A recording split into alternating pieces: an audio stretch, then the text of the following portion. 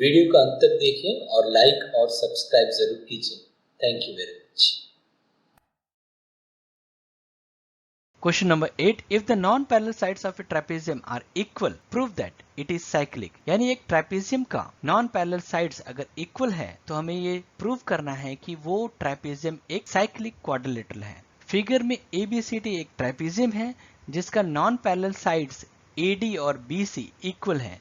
Given में हम लिखेंगे कि ABCD is a trapezium with AD equal to BC। Proof करना है कि ABCD ट्रेपेजियम जो है एक साइक्लिक क्वाड्रिलेटरल है, यानी यहां पर एंगल A और एंगल C का सम जो है 180 डिग्री शो करना पड़ेगा, या एंगल B और एंगल D का सम 180 डिग्री शो करना पड़ेगा, तो ये ट्रेपेजियम जो है साइक्लिक हो जाएगा। यहां पर हम कंस्ट्रक्शन में क्या करेंगे, ड्रॉ करेंगे DP perpendicular to AB and CQ perpendicular to AB।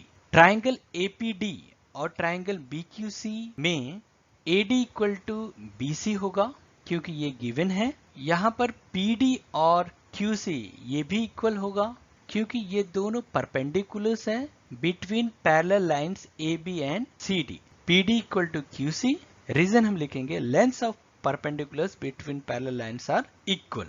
यहां पर एंगल APD और एंगल BQC ये दोनों इक्वल होगा क्योंकि इन दोनों का मेजर जो है 90 डिग्री है। शो कर चुके हैं कि इन दो ट्राइंगल्स का कॉरस्पॉन्डिंग हाइपोटेन्यूज इक्वल है, कॉरस्पॉन्डिंग साइड्स इक्वल है और कॉरस्पॉन्डिंग राइट एंगल इक्वल है। ट्राइंगल APD कॉन्ग्रुएंट हो जाएगा triangle BQC by RHS rule के द्वारा।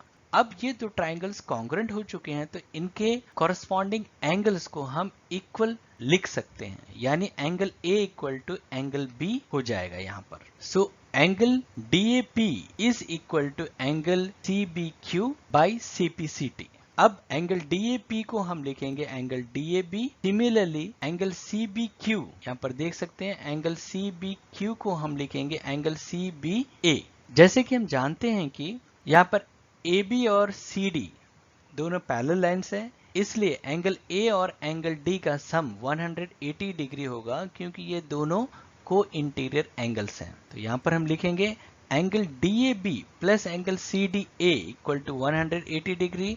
रीजन है को इंटीरियर एंगल्स। यहाँ पर हम देख सकते हैं कि एंगल DAB और एंगल CBA दोनों सेम है, तो हम यहाँ पर एंगल DAB को रिप्लेस करने वाले हैं एंगल CBA से। तो angle CBA plus angle CDA equal to 180 degree, यानी यहाँ पर हम शो कर चुके हैं कि इस ट्रेपेजियम में अपोजिट एंगल्स का सम 180 डिग्री है। जैसे कि हम जानते हैं कि किसी क्वाड्रिलेटरल में चारों एंगल्स का सम 360 डिग्री होता है। यहाँ पर पहले से ही दो एंगल्स का सम 180 डिग्री है, तो बाकी दो एंगल्स का सम भी 180 डिग्री ही होगा। तो यहाँ पर हम लिखेंगे angle DAB plus angle BCD equal to 180 degree, यानी हमने इस ट्रेपेजियम का अपोजिट एंगल्स का सम 180 डिग्री शो कर दिया है, यानी ये ट्रेपेजियम एक साइक्लिक क्वाड्रिलेटरल हो जाएगा। Hence ABCD is a cyclic quadrilateral.